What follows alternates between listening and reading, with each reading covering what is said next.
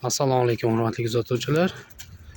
Bizda navbatdagi obyektimiz tayyor bo'ldi. 14 metrlik konteynerga 3 xonali qilib uy qildik. Bunaqa obyektimiz bizda. Demak, birinchi 10 qo'ldagi xonamiz, eshiklari kalyoniy oynadan qilingan, devorlari dekor plast, utepленный qilingan, patologlari plastik. PVH panellardan devorlarga ishlov berdik. Keyingi chap tarafdagi xonalarga o'tamiz. Chap tarafdagi xonamiz, bu yerda oshxona uchun joy qoldirildi.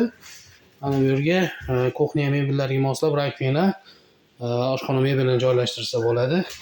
Keyingi yana bitta ichkaridagi xonamiz, bu xonani ham spalni qilsa yoki o'tiradigan xona qilib ishlatsa ham bo'ladi.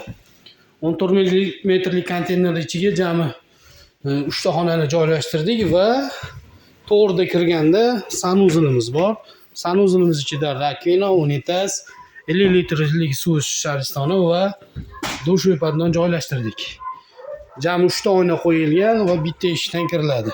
Kimga mana shunaqa mobil uylar kerak bo'ladigan bo'lsa, tez va qisqa muddatda sifatli qilib tayyorlab beramiz. Pastdagi nomerlarga aloqaga chiqib kelaverasizlar.